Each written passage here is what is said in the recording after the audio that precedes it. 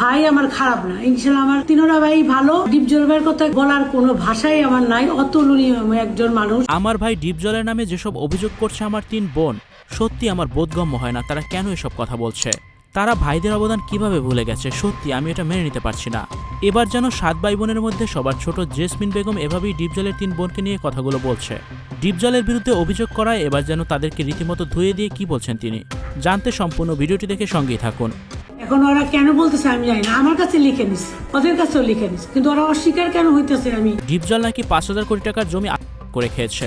শুধু তাই নয়, বোনদের হক কোনোভাবেই বুঝিয়ে দেয়নি। আর এসব অভিযোগ নিয়ে রীতিমতোই সোশ্যাল মিডিয়ায় ভাইরাল হয়েছে ডিপজলের 3 বোন। সেই 3 বোনের কথার পরিপ্রেক্ষিতে ডিপজলকে রীতিমতোই ধুয়ে দিচ্ছে সাধারণ দর্শকরা। আর তারই পরিপ্রেক্ষিতে ডিপজলের ছোট বোন জেসমিন বেগম এবার মুখ খুলেছেন, বলছেন ভিন্ন কথা। দেশবাসীর উদ্দেশ্যে ডিপজলের ছোট বোন জেসমিন বেগম বলেন এই সময়, সম্মানিত দেশবাসীর উদ্দেশ্যে আসসালামু আলাইকুম। আমি জেসমিন বেগম, আমি মনোয়ার হোসেন ডিপজলের বোন এবং আমরা ভাই বোনদের মধ্যে আমি সবার ছোট। ইতিমধ্যে দেশবাসী অবগত আছেন যে আমার 3 জন বোন বাবার পৈতৃক সম্পত্তি নিয়ে আমাদের ভাইদের বিরুদ্ধে অভিযোগ তুলেছেন, যে ভাইয়েরা বোনদের প্রাপ্য থেকে বঞ্চিত করেছেন। এ অভিযোগ কতটা যুক্তিসঙ্গত সে বিষয়ে সত্যটা দেশবাসীর সামনে তুলে ধরাই জন্য আমার এই বক্তব্যের উদ্দেশ্য। এ সময় জেসমিন তার বিবাহ বন্ধনে আবদ্ধ সেই বিষয় নিয়ে বলেন, আমি 1995 সালে বিবাহ বন্ধনে আবদ্ধ হই।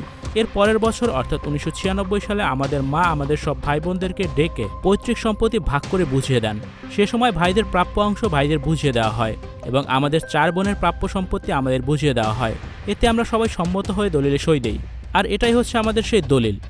না না, ওনার সব আমরা বাইরে লিখে দিয়েছি, আমাদের একটা করে জায়গা দিয়েছে সব বোনদের। এ সময় ভাইদের নামে প্রশংসা করে জেসমিন বেগম বলেন, আমাদের ভাইয়েরা আজও আমাদের খোঁজ খবর রাখছেন এবং ইনশাআল্লাহ জীবনের শেষ দিন পর্যন্ত রাখবেন।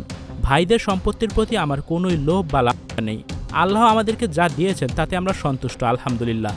আমরা 4 বোনই বর্তমানে ভালো আছি এবং ভাইদের বিরুদ্ধে আমার ব্যক্তিগতভাবে কোনো অভিযোগ নেই।